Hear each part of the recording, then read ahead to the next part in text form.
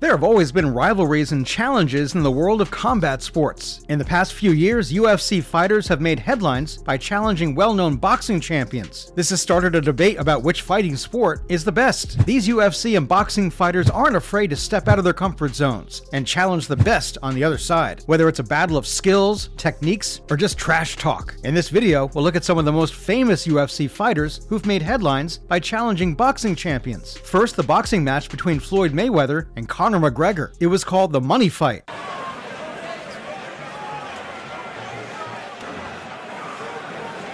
And the biggest fight in combat sports history. Mayweather beat McGregor by TKO in the 10th round. Remember that McGregor is mostly known for his MMA fights, while Mayweather was a good boxer. Just because of this, the ref looked McGregor in the eye before the game and told him, follow the rules. Floyd Mayweather Jr., an 11-time 5-division boxing world champion who's never lost, took his career record to 50 wins and 0 losses in Las Vegas. That put him ahead of Hall of Famer Rocky Marciano. At the time, Mayweather was 40 years old, and he was fighting MMA star Conor McGregor. UFC star Conor McGregor started rumors that he wanted to fight Floyd Mayweather, but UFC president Dana White quickly shut them down. All three men would make the most money that year from that fight. Next, a War of the Worlds was the name of the famous fight between Muhammad Ali, an American boxer, and Antonio Inoki, a Japanese wrestler. It was a tie on June 26, 1976 in Tokyo, Japan, something that fans have been arguing about for a long time. Just before the fight started, it was a special set of rules that had to be followed. It's the fight that's most like mixed martial arts today. But Inoki would have lost this fight because he spent most of it on his back, which is against the rules. In particular, giving Ali 107 kicks while he was on the ground. Because of these special rules, he was in fact kicked out. Ali was feeling good because he had just beaten Richard Dunn, who was the WBC WBA heavyweight champion at the time. On the other hand, Inoki was always fighting in MMA situations to show that his wrestling techniques were better in the end. The fight is still talked about today. People in the West didn't like Muhammad Ali versus Antonio Inoki, but in Japan, the matchup between a boxer and a wrestler was still a big deal after 1976. 15 years later, a redo was set up with the best available replacements. Trevor Berbick took the place of Ali. 10 years before, Berbick was the one who forced Ali to retire. Nobuhiko Takada, the shoot-style wrestler behind UWF, who's known as one of the toughest men in the business because of his stiff, realistic style of wrestling, will replace Inoki. Both Ali versus Inoki and Takada versus Berbick were about leg kicks. But Ali tried to deal with Inoki's crab walk, while Berbick just walked out of the ring in a huff. In fact, after getting kicked in the thigh over and over, without being to do anything but complain to the referee, Berbick stepped through the ropes and was quickly disqualified. A scene that was probably frustrating for the paying audience at the time, but funny now. Moving on, UFC 1 was a real-life version of a martial arts movie. It brought together fighters from different combat sports to see which style was the best. Trying to show boxing, Art Jimerson. Physically, not with respect to the fight, but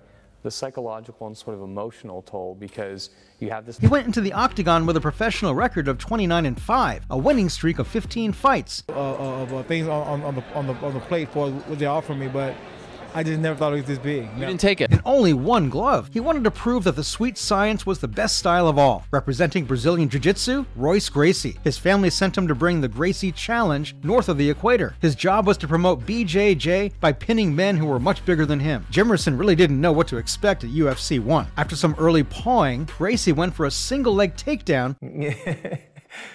Pretty simple. My brother just said, hey, I'm setting up this tournament. And easily got into full mount position. After trying to get out from under the Brazilian and falling, Jimerson tapped out before Gracie could even start to work for a submission. Moving on, Tim Sylvia has a complicated relationship with MMA fans. Oh no, this is not happening again. And as soon as he dropped me, I jumped up and just started swinging.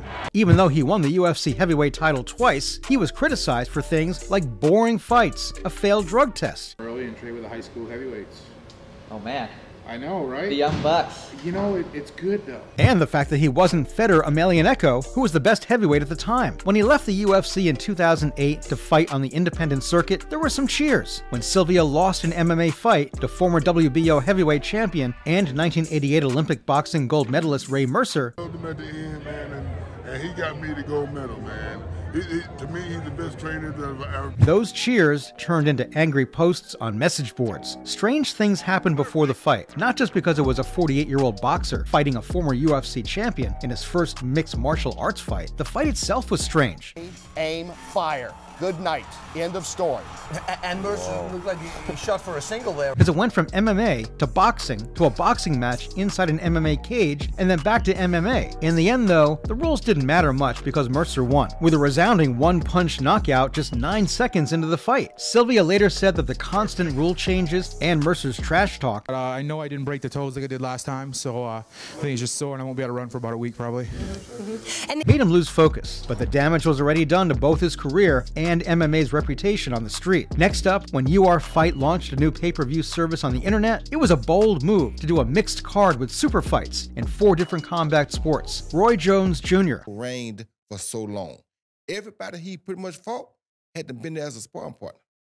A boxer with a lot of experience, was the biggest name, and Fight had a unique way of promoting his fight. They let fans fight him. It's not clear how the winner was chosen, but MMA fighter Byron Phillips, who has a record of 6-3, was the Xavier. Good wrestling technique. Not something you see all that often in the MMA cage. Winner. But if you look at how the fight went, there wasn't much that made him different from any other fan. After the first move, it was clear how this match would turn out. From the face of Byron Phillips.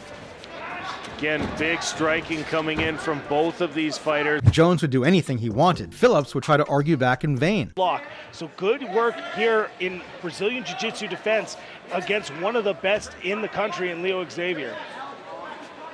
So Leo Xavier again trying to find... The only thing that was unclear was how long it would take for the real boxer to stop it. Xavier trying to find the back, has the back really of Byron Phillips. Can't get that one leg around to get the other hook in though because of his positioning up against the cage. He figured out his timing early on, chose where the fight would take place, hit Phillips whenever he wanted. Right on top of the action, making sure that these guys put a fight together. Byron Phillips in the center of the cage.